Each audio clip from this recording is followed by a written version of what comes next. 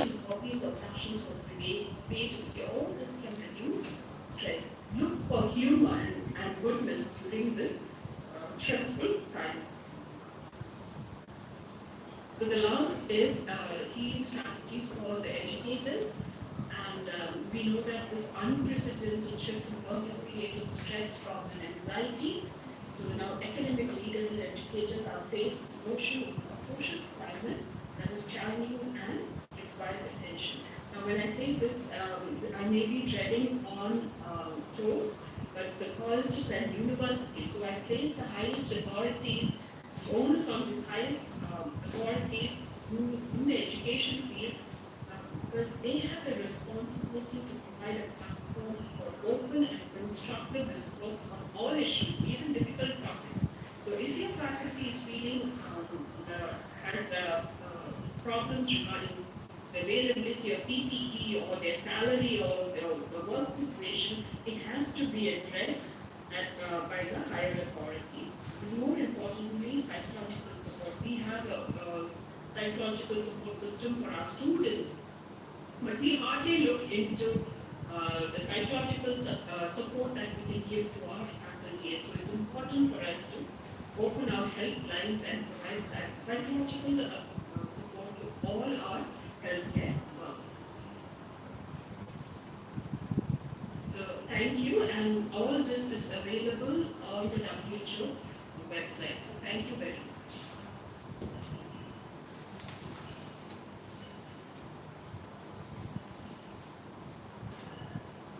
Thank you, ma'am.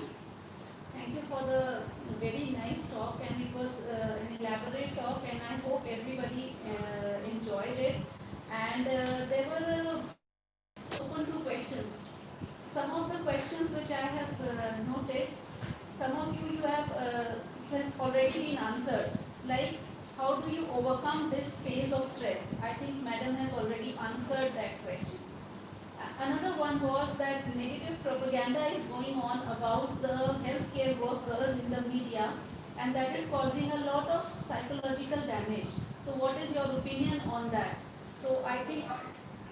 I mean, all of us know that the public and the media this has been going on even before the COVID-19 pandemic. The media has been quite hostile to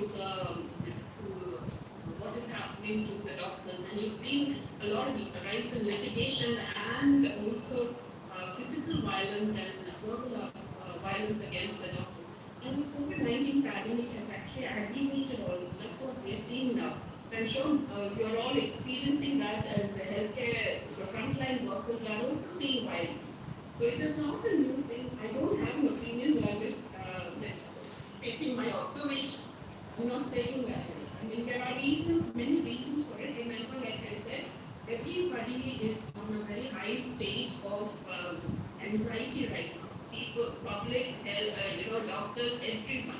So this, what I mentioned before, the social, this behavior is going to increase because of this pandemic. That's what we're witnessing right now. Yes, ma'am. Thank you, ma'am. Another question was that has online teaching reduced the stress of teachers, students, and parents? That depends. Okay. Online teaching reduces stress. The teachers know. For me, for senior teachers who have technology challenges, it was really difficult to get into this online platform, but our universities, the minute we knew we were going online, they got all the staff and trained them how to use the online platform. And we had a lot of not technical as in challenges which we never expected, like students throwing each other out of the classroom in the online platform. Usually all the naughtiness you see it face to face during the class, but now we're seeing certain types of naughty students who know how to beat the online classrooms also, but of course we found ways to circumvent that. And do the students like it? I just share an experience with you. I was teaching the students from our Malaysian program, and one of the students just said, Madam, I hate this virus. And these are things that I think we all have to be sensitive to, that we open because students are also suffering. They're very unsure what is happening right now, what will happen to their future, especially the students who are in the clinical years. They're quite worried whether they will be able to graduate with very little experience. So they are also anxious. So that's why I mentioned the psychological support should extend to the students as well as to the faculty. And what is the third one? Students, faculty, and the parents. parents. Parents don't like it. They want the fees to be reduced. They feel that it is not the same as teaching face to face. I think that is a common problem all over. So it's not that the teaching is not. The teaching is actually the same, but we're just offering it on the online platform. Yeah. I hope that answers up. Yes. Can I comment? Yes, Dr. Jay. So another thing that I think most of us could be facing is students are really fed up of parents monitoring them from morning till evening. Also, many of them have told first time in our life that we have attended the whole class in a day, all the sessions, and so from school days to college, and now they are going back to the school days and parents are monitoring them. So it's a cycle of stress for everyone. Yes, that's true. Students, parents, and teachers, particularly for 5 years, and it's a great concern. It's really very they're in a not in a, we don't know what to do for them actually. We're very concerned. Yeah. Thank you, ma'am. I think most of the questions are answered. Now, over to Dr. Jairaj, our principal, to introduce the next speaker. It's my privilege to introduce Professor Dr. Souza. He graduated from Madras Medical College. I identify with it because my early years of schooling was in Chennai, and I visited Madras Medical College many times. He did his MD from Madras Medical College in Madras University, one of the oldest universities in our country, and then he moved on to University of Melbourne to complete his postgraduate diploma in mental health sciences, and then did masters in psychological medicine from Monash University, Melbourne. He's been certified by the American Board for Disability Analysis, and also he is a graduate diploma in clinical trials management from Canberra University in Australia, and he is fellow of Australian College of Health Service Management, and also has completed masters in health service management in Monash University, Melbourne. He's the Director of Education, International Program, Minister Chair in Bioethics, Ministry of Paper, and he's a Head Chair of Asia Pacific Division, Minister Chair in Bioethics, Ministry of Paper. So, under his leadership, there has been a tremendous progress since March 2011. He's established many Minister Chair in many institutions in this region, and also in this pandemic, he has made significant contribution in the form of webinars and educating people about bioethics. Thank you, Dr. Gerald. Thank you very much. It's a pleasure. I enjoyed meeting you when I came down to play as an observation. Okay, and I'm delighted today to be here to have my colleagues and community heroes of William Lucky and parents who's the government of the country. As you know, you just said, since everyone has been there for like 135 years, it's a long history, and we're really happy that you call it that you're part of our program. We use quality to learn more. The UNESCO World International Program has 250 over 250 centers in 58 countries across all the continents. And of course, from the education I found the education around the world. Today,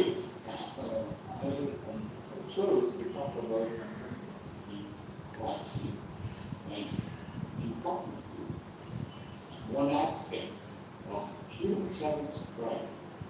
Now, this has become an issue. Of course, as Dr. Khan, Dr. Jacob said, vaccine everyone's looking for it in this main issue is here. We just more important the trials, phase 3 trials are coming up. There are 124 or so candidate vaccines. We also are intervention and fair into trials. And now we have this issue because again, the WHO put out statement that the human challenge trials are ending. And this, of course, is something this is a good debate.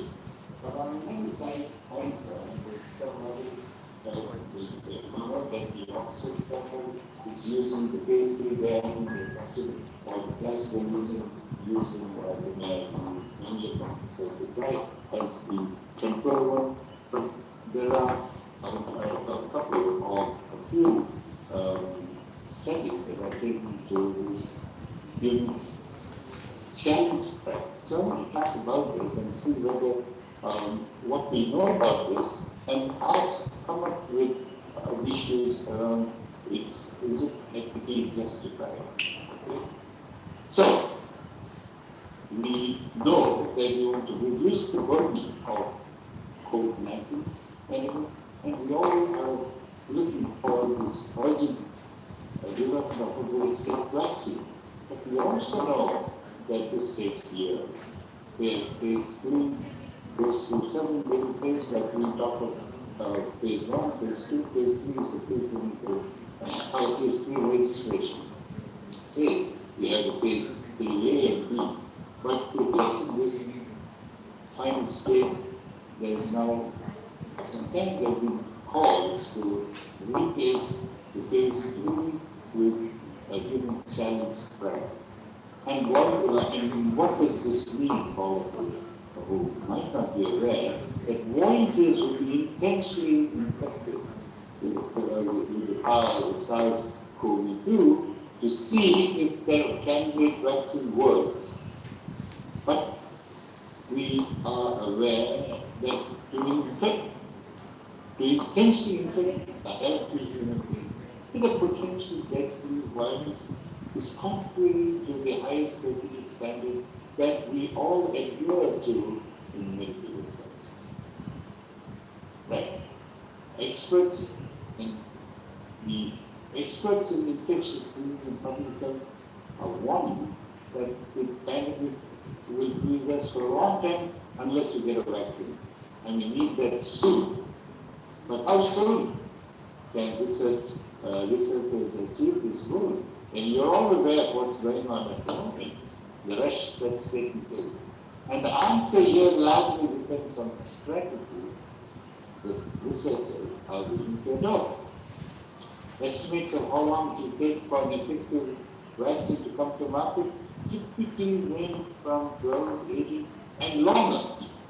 One potential strategy to combat that is to conduct what we call human challenge trials. Now, human challenge, what about this human challenge studies? The history. Human challenge studies have been done for 2 centuries, and some continue today. We've got the influenza, the dengue, the cholera, and other infectious diseases. Challenge trials have established, we've learned foundational elements for very understanding of the common cold and flu.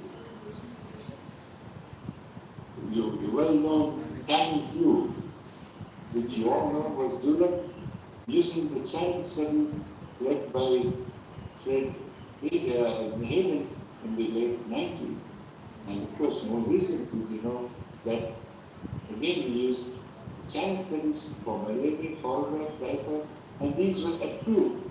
And in fact, it would likely have been impossible without using human challenge trials. But then look at the history. Going back as far as the first vaccine in 1796, 96 years, when Edward Jenner proved that giving cowpox to an 8-year-old boy protected him from infectious of the deadly smallpox virus. Of course, the approach raised concerns. And today, we continue with such trials, but careful study designs undergoing extensive ethical reviews. Now, phase 3 corona human challenge trials, these are also known as controlled human infection models, and indeed are an essential tool for developing new vaccines. And again, here, an identified need to start preparing for the COVID-19 challenge trials by quickly manufacturing an unadulterated version of this virus, the virus that causes the disease, as in due course they might not be available in time to develop a vaccine against it. So we see phase 3 coronavirus human challenge trials. We have willing participants who would receive the vaccine candidate, and once the vaccine takes effect, they will be deliberately exposed to the live coronavirus. That's how it goes. And because we have guarantee, they're exposed to the virus, so there's a guarantee in this trial, they're guaranteed to get the infection. It may be possible to judge the candidate vaccines efficacy more quickly and indeed with far fewer participants. Then our conventional standard phase 3 trials that take use the control, the placebo control, and those we need larger numbers. But by providing a more rapid signal of efficacy, what happens? Several decisions about which the vaccine candidate requires to bring to the market, such as manufacturing to scale and scaling up and so forth, can be brought quicker. So that is the reason that this has come up now. Researchers give an experimental vaccine candidate to healthy volunteer, then challenge that vaccine by purposely infecting these volunteers with the strain of the disease to test efficacy. And in conventional vaccine trials, what actually happens is the researcher administers either an experimental vaccine or a placebo to tens of thousands of volunteers. As you can see, the Oxford study, they've got 30,000 for the phase 3. And in fact, that is not considered really enough. So this way, where you wait for nature to do its work, the process may take generally a longer time. So for this reason, and with what's happening around the world, a growing number are calling on researchers to employ the human challenge trials, and this has resulted in a heated debate about the ethics of such research. So I'm going to put some things together for you to see, where we can just ask yourself how do we justify ethically. Researchers who now conduct human challenge trial studies argue against the current researchers who are in the process of conducting human challenge trials are warning against using it for the new coronavirus. But Memori, a immunologist in the US National Institute of Allergy and Infectious Disease, who is currently staging human challenge studies for influenza, has noted that it's so new that it's not clear how often the virus makes people seriously or leaves them with a long-term complication. But then we have an organization, which I don't know if you are aware, called One Day Sooner. in the United States. Here, they advocate on behalf of COVID-19 challenge trial volunteers. And the mission of this One Day Sooner is to advocate on behalf of challenge volunteers, which is somewhat different from advocating for studies themselves. They explicitly state they want to help people participate in challenge studies that will accelerate the vaccine. But of course, they don't want volunteers to take unnecessary risks that aren't justified by clear public health benefit. And we have about 30, right now I'm told they have a register of more than 35,000 volunteers ready to take on the human challenge studies. So from this perspective, the proponents, the public health, talk about saving most lives. That's a public health imperative. We're going to use fewer research participants, require fewer volunteers, and then it also becomes cheaper to carry out. And importantly, they argue that it's not tethered to natural infection, and therefore they can accelerate the progress. And importantly, and finally, it can rapidly demonstrate effectiveness and bring this into the market. But then we have the other side, the opposing perspective, that they might put volunteers at high risk than conventional like the vaccine trials, and leaving all research ethics explicitly wanting to minimize risk to research participants. And exposing these volunteers would be considered unethical. Why? There are two important issues. There is no accepted treatment for COVID-19, and this has traditionally been a prerequisite accepted for treatment that there is a treatment available. And in this case, we don't have. And of course, so that is the opposing. But of course, the World Health, WHO, the National Institute of Health have all supported human challenge studies in the past. As I said earlier, all these have happened. But the one long-standing caveat in the use of human challenge research methods is a prerequisite that there exists an accepted treatment for the disease that is under study. And what we see here that requirement is currently not met in the case of COVID-19. Now, why has this become a debatable or an issue that has brought a lot of attention is because the WHO on May 6 issued a document for key criteria for ethical acceptability of COVID-19 human challenge studies. They got together a number of ethicists and came up with a consensus statement after they reflected on human challenge studies.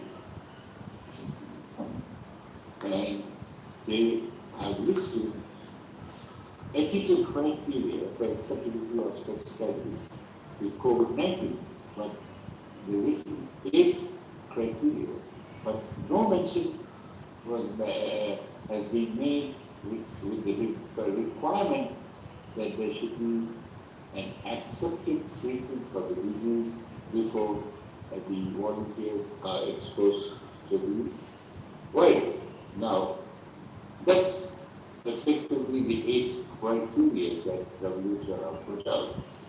I just could take you to look at criteria 2, assessment of risks and potential benefits. It must be reasonable to expect that the potential benefits of the SARS-CoV-2 challenge studies outweighs the risk. Consultation of what is the conventional trials. And the other one is criteria 6, where participant selection. For challenge studies, research should ensure that the participant selection must meet the minimum and limit and minimize the risk. So when we look at the second criteria mentions that potential benefits and risks should be compared with other feasible study designs, and this should be minimized. If we take that, then compared to the standard method of study, these phase 3 studies of a vaccine, we see that the risks to subjects in Chinese study will certainly appear to be considerably greater as in the placebo controlled, the regular phase 3 studies, some or many participants in a standard vaccine study may never fall a victim to disease under study.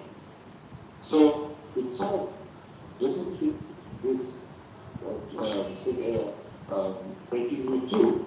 Now I talked about the other criteria which talks about the WHO brings in risk minimization strategies.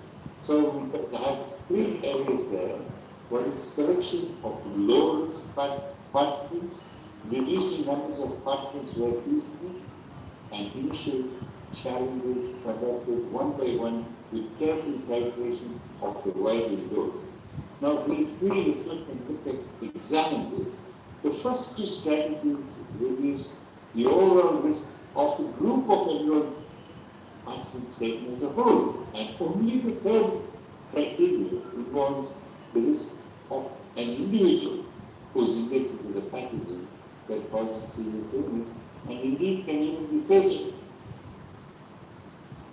Now, very interesting that on the 7th of May, the AIDS Vaccine Advocacy Coalition makes a statement on ethics in COVID-19 vaccine challenge study.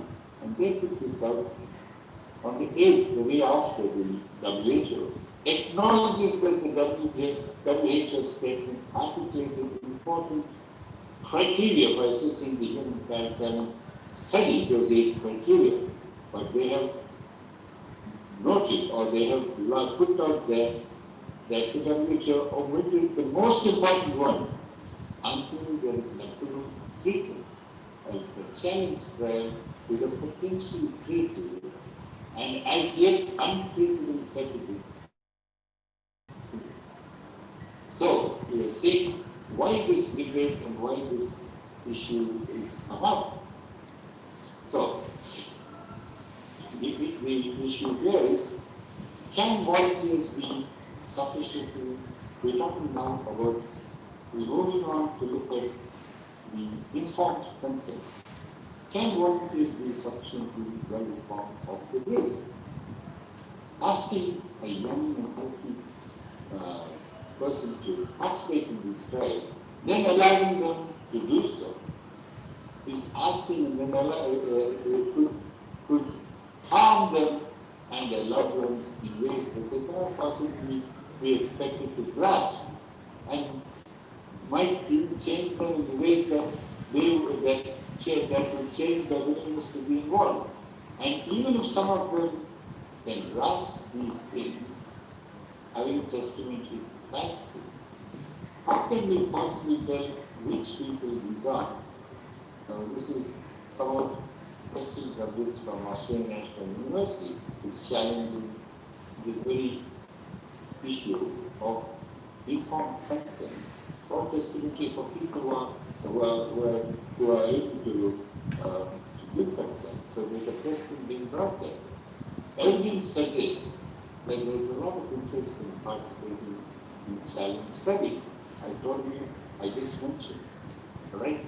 Some time ago, there's 35,000 people who have registered, volunteered for this challenge studies, and of course, as per requirement, they have to mention why, and all the 35,000 have mentioned altruism as a reason. And you know that I think it's the Pfizer study that's going to be using this. But there is no way of knowing how well informed these individuals are about the risks and benefits of participating, or even whether they are indeed having altruism as the reason for becoming a volunteer. Because the usual practice in medical research with healthy human subjects is to pay them for their contribution, and indeed at times significantly, and in this situation we would expect it to be no less. The next issue that's always looked at informed consent. How some of the issues around informed consent. The other issue is about social justice issues. From standard practice, it is virtually certain that monetary payments, which of course may be considered, will serve as an inducement to enroll volunteers for the challenge trial. The likely result is that a disproportionate number of volunteers would certainly come from the lower income brackets. As you know, in the rural world and in the developing world, many people have lost their jobs because of this pandemic. Economic situations are such that this is likely to attract volunteers from this lower socioeconomic group. And certainly it's in the Western world, USA, it's also likely that many volunteers would be from not only the lower socioeconomic members, but also that will involve much of the ethnic minorities, racial minorities, and so forth. And this is particularly when we talk of from the Western world, Australia, USA, and so forth. This then raises a serious question on social justice. Now, the Council for International Organizations of Medical Science Ethical Guidelines for Research have come up with this. Advice on human challenge studies suggests some risks cannot be justified even when the research has great social and scientific value, and adults who are capable of giving informed consent would give their voluntary informed consent to participate in the study. And of course they've cited, so they're actually challenging whether it cannot be justified on the basis that there's a social need, there's a scientific value, and even that they are capable of testing the capacity to give content. And they've quoted and showed the examples cited from studies for the anthrax and Ebola. So we come up now, I put to you both sides of the dilemma that we face. So we have come up now with the quintessential ethical dilemma. Is it, and this is to you, our question, is it possible to intentionally inflict serious harm on a few for the possible benefit of many? Is that possible? Is that permissible? With several vaccines already in the pipeline, as you know, I think 30 or 40 are already in clinical trials. In the current state of disproportionate number of minorities, poor people, and socially, economically affected due to the pandemic, they are definitely likely to enroll. And a justifiable rush to begin a human challenge vaccine trial for a grave disease that lacks effective treatment. Is it ethically justifiable still with all that I have shown to you and I wanted to? And that was the question that I put forward when we started. Is human challenge trials, what is coronavirus vaccine, is it ethically justifiable? Or even with this, it may seem counterintuitive to think of urgency and caution in the same breath. But even those who first challenge trials without an identified rescue therapy must admit, once we get such a therapy exists, it would be better the challenge testing was ready for use rather than lagging far behind, as the Josh Morrison states. Anything less is reckless behavior that endangers people who will die because of vaccine in the future, and indeed dishonors the sacrifice that challenge volunteers stand willing to take. So we have these two areas to understand and to reflect on, and come to think about, is it, you got the WHO has said so. We have others who say the opposite. It is for us to understand, I've given you some of the issues that come up from an ethical perspective, the concept, the informed information, the concept, and the social justice issues, and so forth. So I will be with this, the question for you to make, to answer, and to think whether this is ethically justified.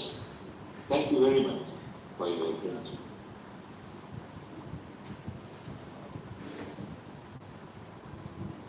Thank you, sir.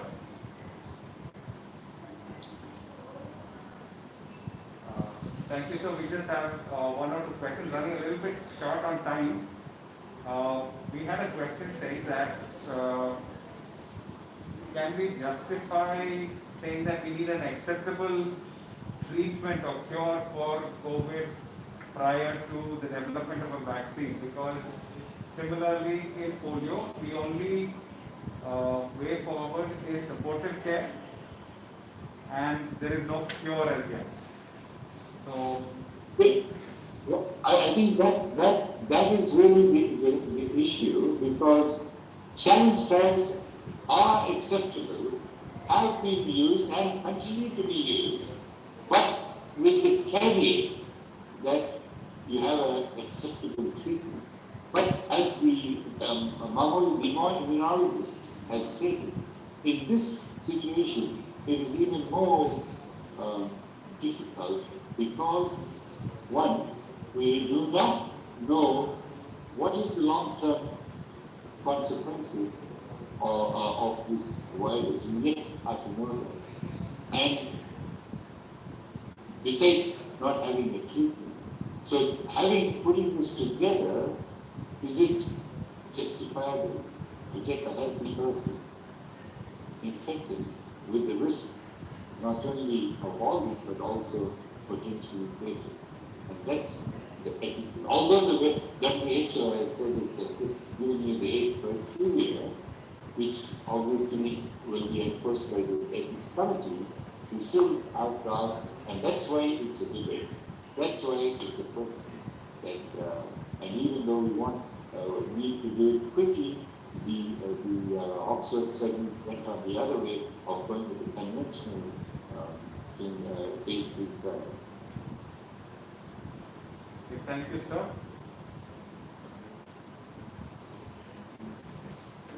Questions? Dr. Jairaj, do you have any other questions for him, sir?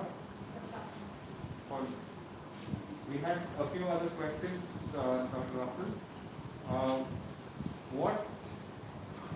What should we do to ensure that there is equity? We say there are more and more from the lowest.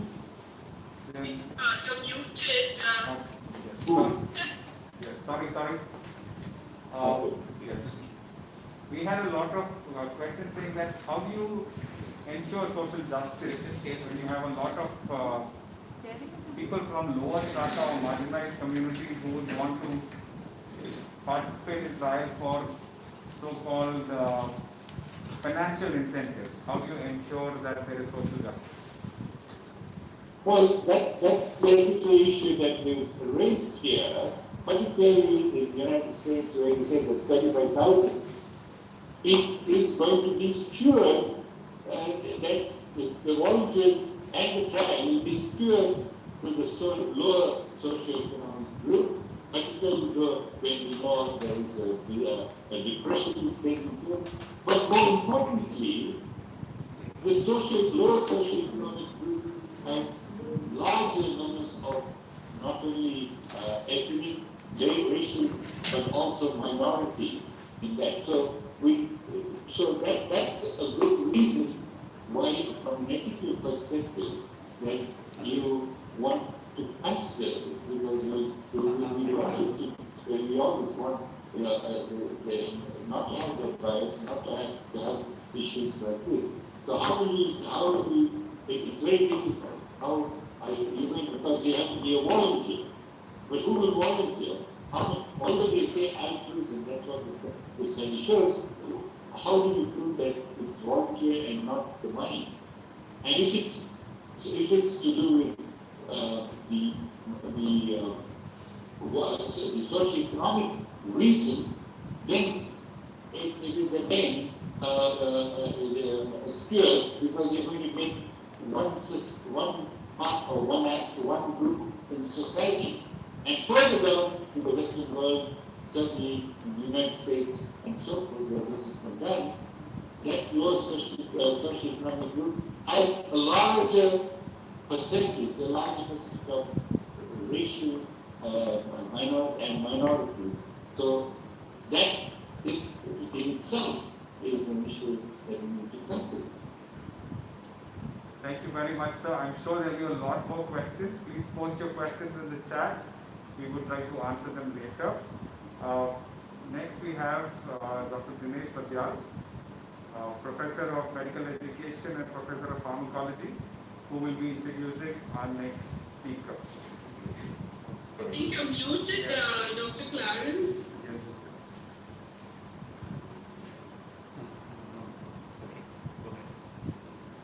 Okay, go ahead. Yes, sorry.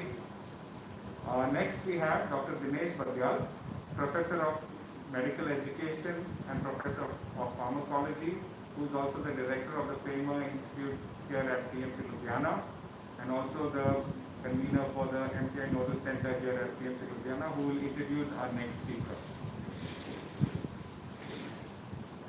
Good day. Yeah, good day, sir. Good afternoon. Good morning. So it's a privilege to introduce Professor Madalena Patricio, Honorary Professor, School of Medicine, University of Lisbon. She is a former President of AMI, Association for Medical Education, and also AMI Executive Committee member, and also Chair of BEME, that is Best Evidence in Medical Education, and member of UNESCO International Council of Education and Department Chair, Bioethics. She has many awards to her credit. For example, AMI Lifetime Achievement Award 2013, and honorary member of the Royal Academy of Medicine 2012, and UC International Peace Prize in 2018. So I welcome Professor Madalena Patricio to enlighten us.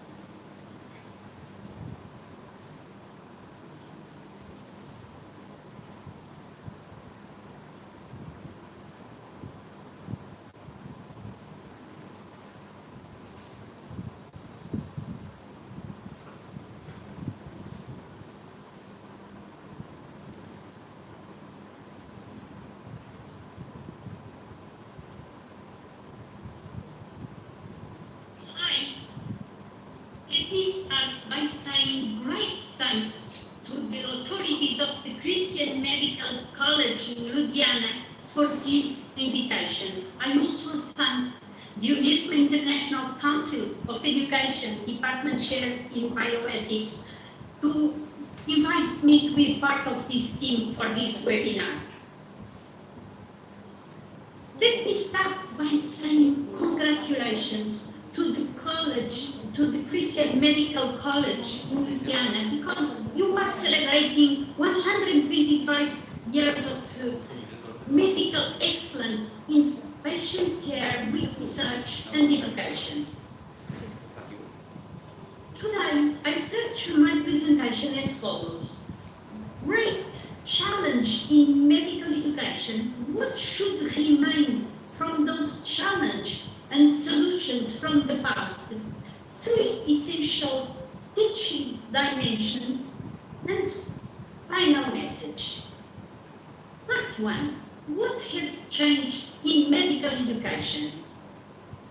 Great challenges are occurring in medical education. It is facing one of the most challenging moments of its existence due to the complexity and the great developments and ongoing challenge educational reform. I'm sure you agree with me that great developments in medical education concern globalization, explosion of medical knowledge, explosion of new technologies, new requisites from patients, new students so different from the past arriving at our faculties, social responsibility of medical students, health and education priority not aligned, and no collaboration between stakeholders, between the schools, between the teachers, no collaboration but competition. And now, in addition to all these challenges that were facing medical education, we have now a new challenge, and it's about COVID-19 pandemic situation. And let me start by sharing the questions and results of a mini systematic review we developed during the months of the COVID situation. It was submitted, we started this invitation at the end of May, and we submitted it to medical teacher. The title was Developments in Medical Education in Response to the COVID-19 Pandemic, a Rapid Mini Systematic Review. The authors, we are 12 authors, all from the BD group, BD, Best Evidence in Medical Education, from the BD board, myself from the BD Editorial Review Committee, and from the BD Executive Committee. And the research questions of this study was what development changes have been deployed in medical education? What is the impact of these changes? And what lessons to be applied in the future have we learned?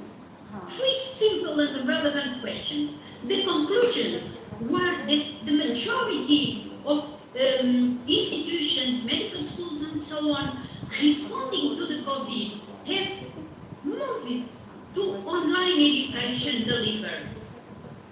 Also, the training for treating patients with COVID was one of the great challenges. Clinical service reconfigurations to respond to the COVID-19 exigencies were also strong in topic in the studies. Assessment in 12% of the studies, faculty development was a focus in 6% of the studies, learner support, mental health and well-being in 4%. And finally, the questions concerning selection in admissions were also the focus of some papers. And we also, the studies, the systematic review concluded that a rapid shift to synchronous and asynchronous remote learning, early developments supporting alternatives to clinical placements, and a few articles, but just a few, of exceptional quality can be guiding us in the future. But we also found very strong gaps in the literature that were identified in several areas. An update review may be needed in the near future. This was, in terms of medical education, what was published since the COVID situation. So, let's see, in face of these months that imply this enormous effort to move to online teaching, and also from the past, what should remain in terms of lessons in the future? In terms of your school, and I have said at the beginning, congratulations, because it's in your website and everywhere that you are fighting for excellence in patient care, research and education. I will pick the challenges that most relate to these three dimensions, because we have no time to go to the whole challenge I presented. So I will be focusing on globalization, on new teaching and learning approaches, on moving to evidence-based teaching, and on the new requisites from patients, because I believe this is more school, more in the context of what you identified as in your school as the excellent dimensions of your teaching. Let's start with globalization. New frontiers, new opportunities, and new mobility for doctors and students imply what? What should remain for the future? A global curriculum. Yes, it's true. We need a global curriculum with some knowledge of global issues, with skills for working in an international context, and also with the values for a global citizen. And this third dimension is so important and is so frequently forgotten in the medical school's curriculum. So this is something that needs our attention and should remain for the future, a concern with the global values of our students in the process of helping them to become high professionals. Secondly, for the globalization, we need a curriculum based on standards. We need a curriculum not as in the past, when we have the medical school's curriculum defined on time. We don't need this. Why 7, 6, 5.5 years or 5,500 years as we have in a European directive? No need. What we need is not the time. What we need is the standards to be sure that the medical schools define their curriculum based on what should be the competencies of a high professional doctor, and this should determine the length of the medical course. Doing this, we are helping our doctors to become health professionals. The time is not what should be a priority here. We also need, in terms of globalization, a curriculum focused in the product and not just in the process. The process, of course, is important, is the way we teach our schools. So the most we can help them, the best it would be. And we are now talking about an adaptive curriculum, and we should move in this direction. But here, the most important thing to keep for the future is that we need to look at the product. We need at the competence-based education. We need a competence-based curriculum. And here, to illustrate this competence-based curriculum, I am sharing with you a slide by Professor Harden, who developed the outcome-based education. And he said, we need to have students doing the right thing. What the doctor is able to do, clinical skills, practical procedures, investigation, health promotion, and so on. But we have another big dimension, doing the thing right. How the doctor approach their practice, with a scientific understanding, with attitudes and ethics, with a capacity for good decision making. This is as important as the first dimension. So, doing the right thing and doing the thing right. And the third big dimension is to have the right person doing it, the doctor as a professional, the role of the doctor and the personal development of the doctor, and during the course, of course, the personal development of the students. This is fundamental, and we have to keep this for the future. Now, changes in teaching, namely the explosion of knowledge, implies a curriculum focused in the core. We cannot teach our students about all in the medical knowledge. It's impossible, so we need to focus in the core. And this is why it's so important that in our theoretical classes, in our webinars, in what we decide to teach the students, we always take care of 3 areas. The areas of the must know, the areas of the should know, and the areas of the could now. More and more, namely, when changing to online teaching, we need to forget the good now. The good now is when the teacher spends hours in a webinar or in a lecture talking about, okay, when I was in Argentina, I went into a conference and then I was taken here and there and I was praised for this. Okay, we can add, and sometimes it's good to get some stories to illustrate our theoretical class, but this should not be there so much when we move to the online teaching. And also, this should not be our essential concern. Our concern is the must now, and we should give the students the possibility to achieve the truth now by helping them to self-directed learning, by putting challenges, by at the end of each class showing them, look, go and see this article and come back with questions next class and so on. So keep this in mind, because we need to be concentrated on what is essential, and also give the students the capacity to self-direct learning. Changes in teaching, namely the explosions of the new technology, implying to invest in technology without losing humanization.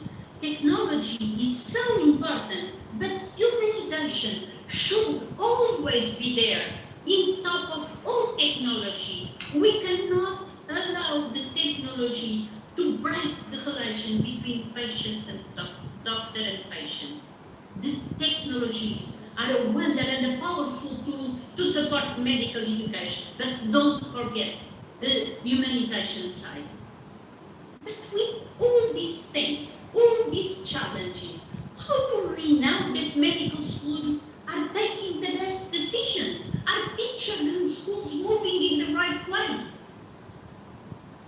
Before giving you the solution for this question, let me ask you if you could think on how many articles from the study I just mentioned, we just published, it was published in the end of August, 2 or 3 weeks ago, how many papers report on ethics besides the ethical statement during the COVID-19 pandemic situation? You see, we have it was a study that remains with 49 studies. From all these studies, only one study mentioned the word bioethical, and it was to say that the consequence of the pandemic, political and economic, cultural, personal, bioethical and social, will be enormous, and so ever requesting great efforts to overcome it. So, almost nothing. Do you believe that not a single study reported on teaching ethics and bioethics in a time when doctors were called to take so difficult ethical decisions, namely in the wards when there are just one ventilator and a man of 85 years old appeared at the same time as a boy of 18? To whom are you giving the ventilator? And this is just a simple example. But ethics were completely absent from everything that was published during the COVID situation. We need a curriculum based in evidence to be sure that the teachers take the good decisions. We need this. And changes in education imply what Professor Harden told us a long time ago. He started this movement of best evidence medical education BIMI in 1999. And he said that we need to move from teaching based in opinion, in what I believe is good, in what my colleague in the next door is always teaching. Yes, we need to move from teaching based in opinion to teaching based on evidence. BIMI, best evidence in medical education, can be a solution in this way. I will send to the organizers this website later. But coming back to other big challenges, new patients with new requests, new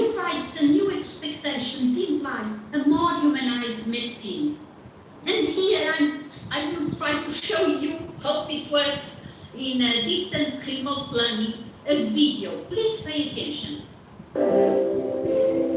Here we have juvenile onset diabetic with poor circulation and diabetic neuropathy. As you can see, these are diabetic ulcers with lymphedema and evidence of gangrene. Questions? Any osteomyelitis? None apparent, although not definitive. Treatment to stabilize the blood sugar. Consider antibiotics, possibly amputation. What's their name?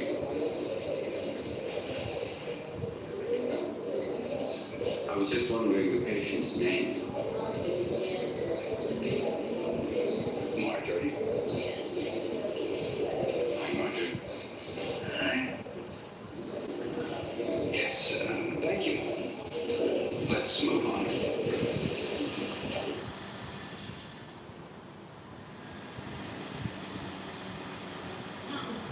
Would you believe that a teacher in a small group of students is talking in front of the patient that the treatment was to stabilize blood pressure, consider antibiotics, and also possible amputation? Could you believe what the patient must have suffered? And then a student behind all the others, Dutch Adams, asked, "May I make a question? What is your name?" And the visage of the patient, it was just smiling a bit. So we need to think on all these aspects of humanization of medicine, on these aspects of the relationship with the patient. This is why we use, this is in Portugal because it's part of our study guide, and we have for each type and for the topic and subtopic a film, a movie, a commercial movie. For instance, Future Doctors, The Spirit of Courage, Frida, I'm Sam, The Strengths of Love, and so on, because these commercial films are excellent to ask students to be confronted with ethical dilemmas, and then we can discuss in the classes, in the lectures, the implications of these dilemmas. And still in the dimension of the rights of the new patients, I have a question for you. Do you know what was the first person to mention the importance of care?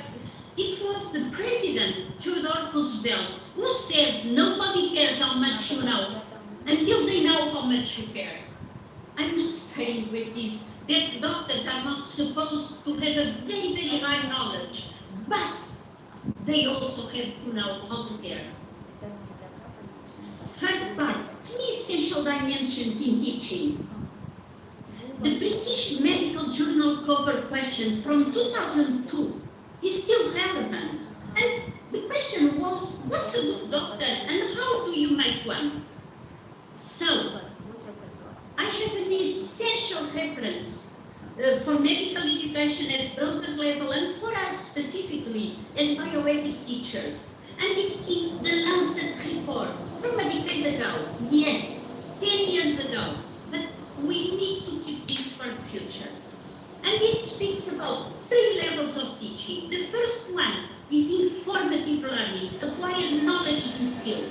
The second one is formative learning, socializing students around parents. And the third is transformative learning, developing leadership attributes.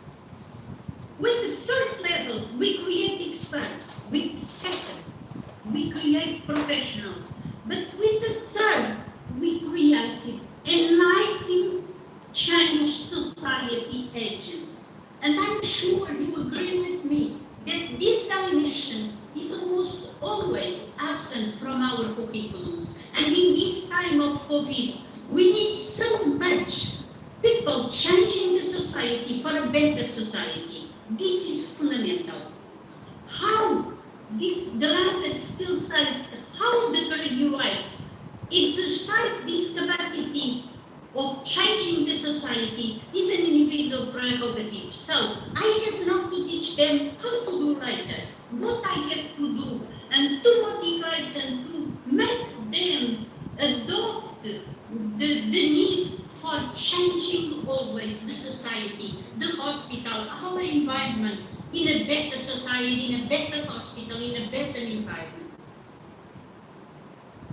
Part 4, final message.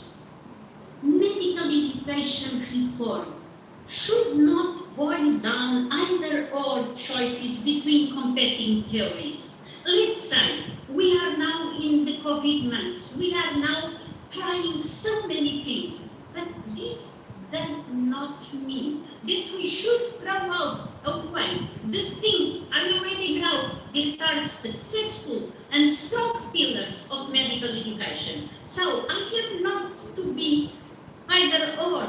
We should take the best of all proposals.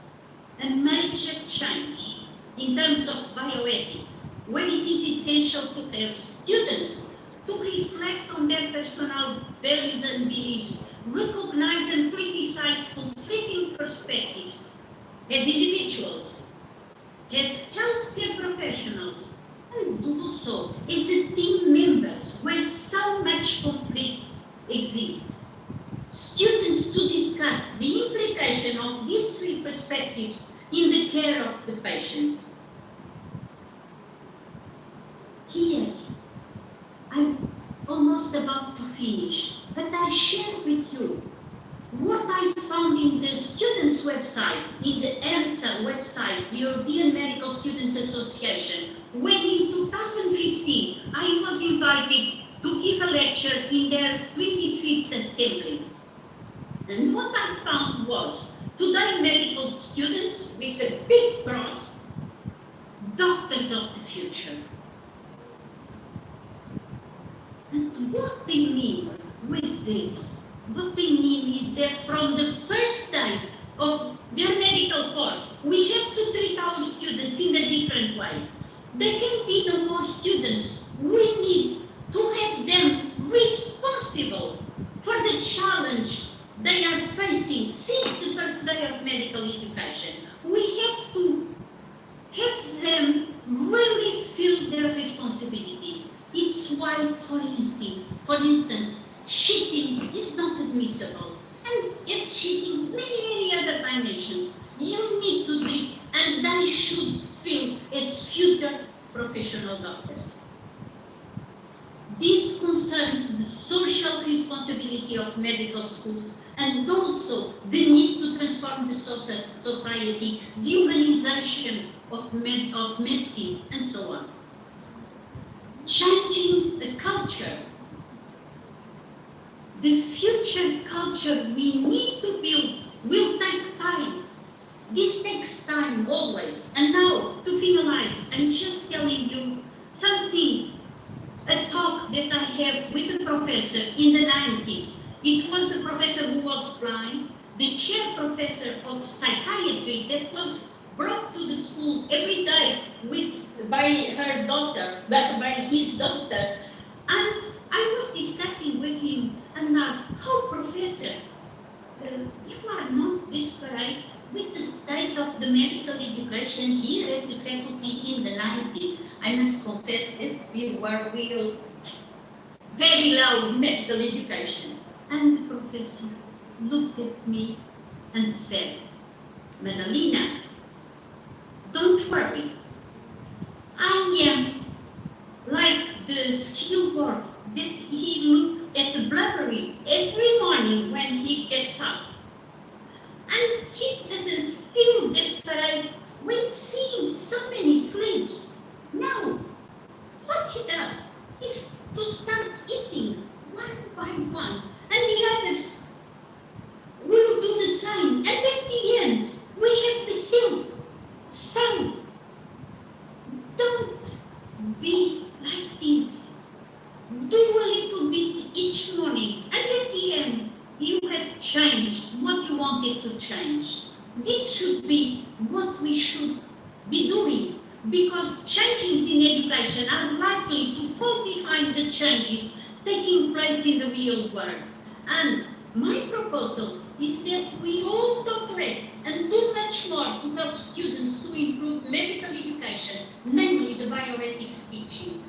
And when I say do much more, I'm thinking not in big changes at a certain time. I'm thinking that inside each of us will change a bit to be better.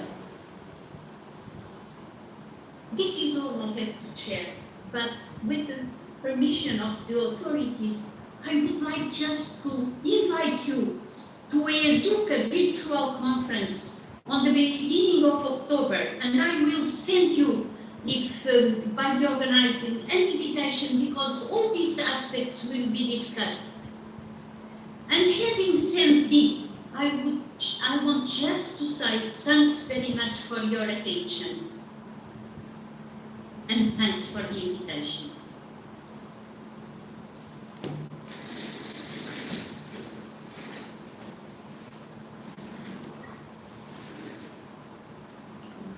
Thank you. That was a brilliant lecture. I'm very, very sure that every single person has questions that have found answers through your talk.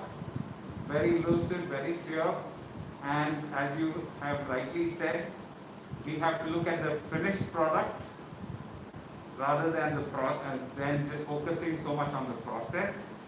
And I like the way medical students thought that they were no longer students, but they were looking at themselves as doctors.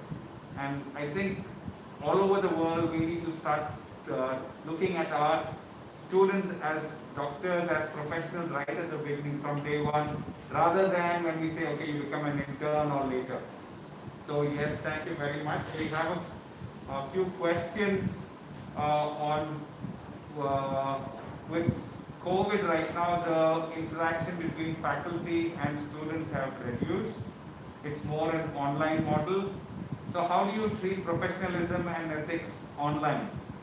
So yes, these webinars are part of it, but if we could hear from you, Professor. Yes, this is a very important and very, very difficult question, because one of the best ways to treat professionalism is by being a role model, is to be with the students and you offer yourself as a role model and all the situations. And of course online you are far. But however, if you have the concern of teaching professionalism, each time you give a webinar, each time when you are online, you cannot only have theoretical objectives for your lecture. You also need to input other dimensions, such as the ethical aspects of your lectures, the problems that they arise, and the attitudes and values associated to this topic. So you need to confront your student always with these dimensions and help them to start putting relevant questions, to be able to put in the dimension of the others, to analyze the problem, and so on. So it's a concern you must have, and it's a concern you must assess. Because if you don't assess bioethics, ethics, and all this, and professionalism, the students will not pay enough attention to these dimensions. Because students only do what they know they will be assessed, and not the things they know they are not assessed.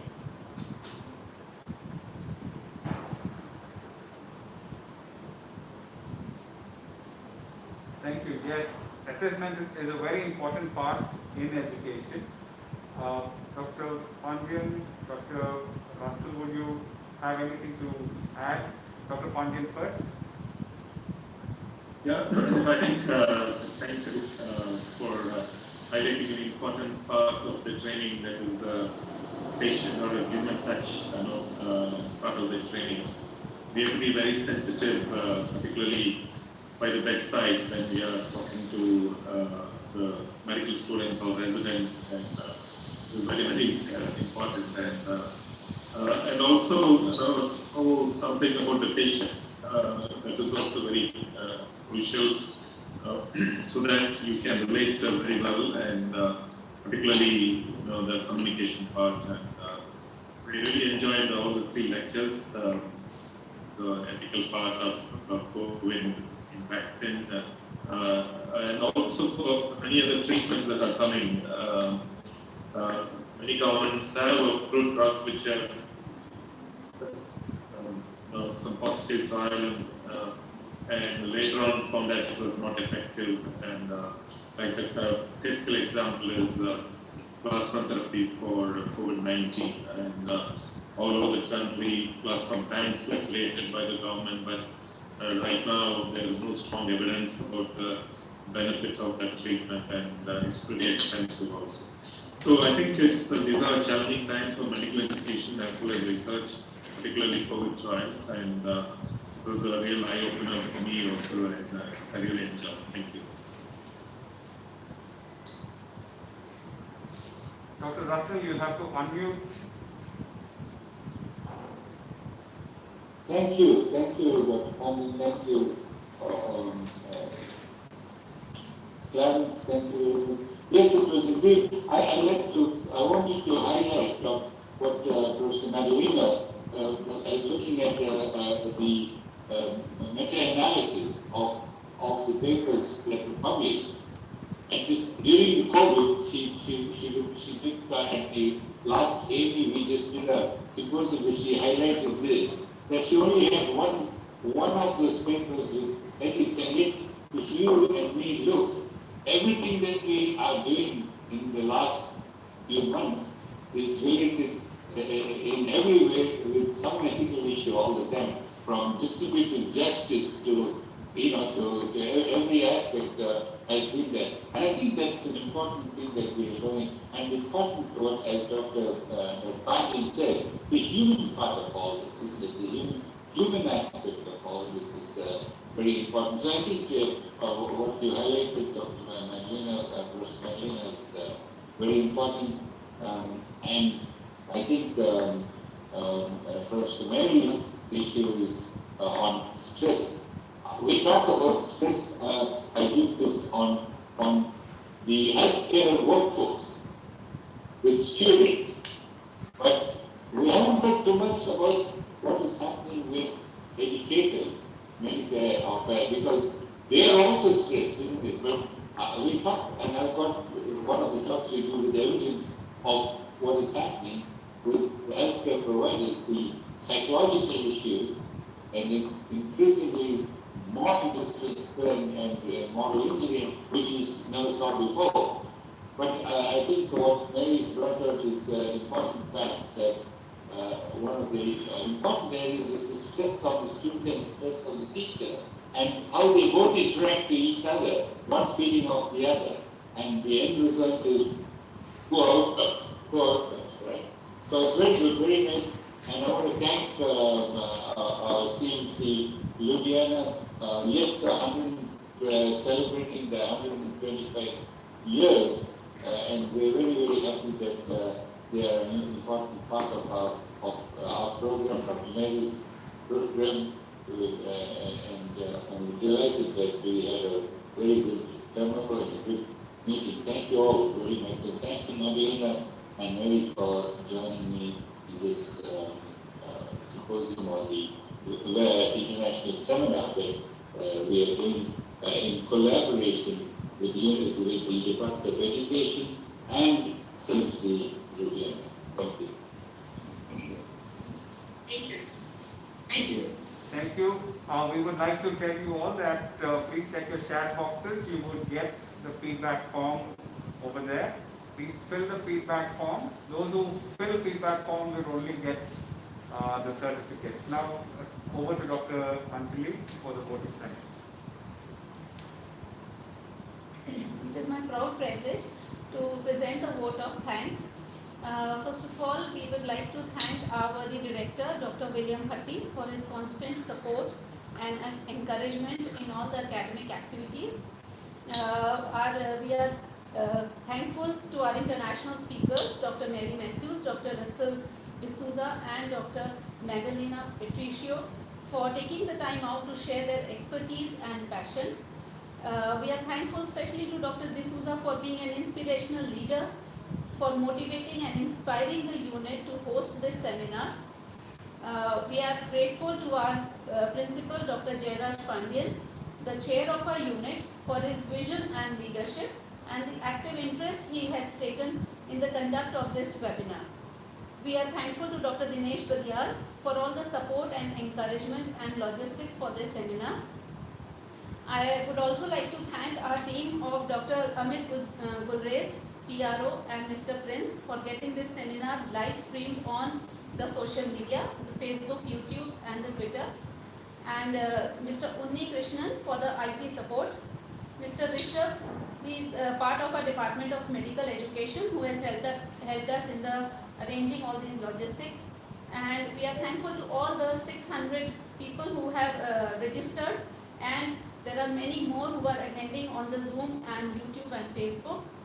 And last but not the least, we thank all God Almighty for His care and protection, especially during this terrible COVID pandemic. Thank you. Thank you, Dr. Anthony. Thank you. Okay, stay well. Bye-bye to everyone. Bye-bye. Bye. And bye-bye, Dr. Pandit. Bye, my friends. Bye, Madlena. Bye. Thank you. Please don't forget to share the feedback forms. Thank you, Dr. Clarence. Thank you, ma'am. Dr. Clarence, thank you very much for everything, and you put a lot of effort, and congratulations. Very good meeting. Thank you, sir. Thank you, everyone. We'll give you 2 minutes to click on the link, and then we will stop. I know we slightly overshot, but thank you for your patience, and I'm sure it was worth the time.